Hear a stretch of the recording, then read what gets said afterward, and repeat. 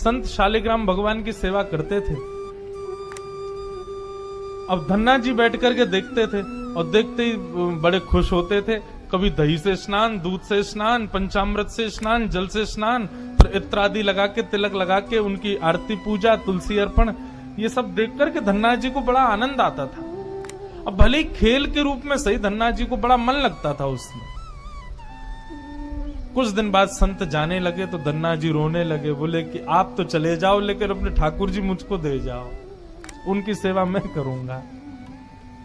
अब तो इतना रोए, इतना रोए, इतना रोए धन्ना जी कि संत का निकलना मुश्किल हो गया। तो संत ने क्या किया, रात्रि में धन्ना जी सोए तो बाहर से काला काला एक पत्थर ले आए और उस पर ही इत्र आदि लगा के, उसको तिलक विलक लगा के उसको सिंहासन पर बैठा दिया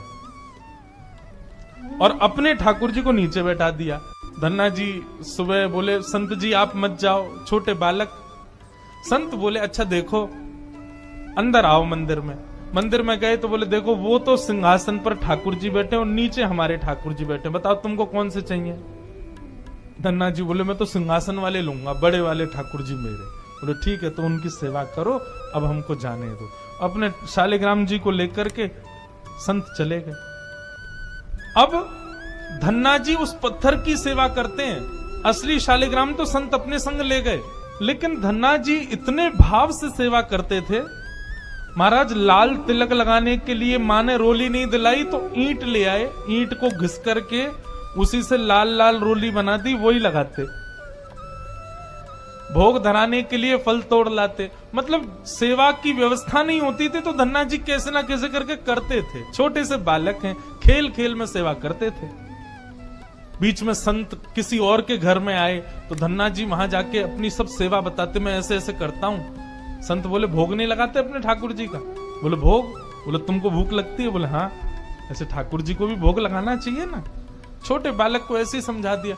अब तो धन्ना जी ने माँ से आज बढ़िया खिचड़ी बनवाई, कड़ी बनवाई, रोटी सब्जी बनवाई और भोग लगा के ले गए ठाकुर जी के पास। संत ने बताया था पर्दा करके भोग लगाना। पर्दा लगा दिया, भोग ठाकुर जी के सामने धर दिया। धन्ना जी बार बार पर्दे में से देखें, खा ही नहीं रहे। ठंडा हो जाएगा भोग, ठाकुर जी खा लो जल्दी से, देखो बढ़िया गरम गरम कड़ी लाया हूं और खिचड़ी बनाई, मैया ने घी डाला, उस पर पालो प्रेम से। बहुत देर हो गई, ठाकुर जी नहीं पाए तो धन्ना जी वहीं लेट गए। बोले आप नहीं पाओगे तो मैं भी नहीं पाऊंगा, मैं भी भूखा ही रहूंगा फिर।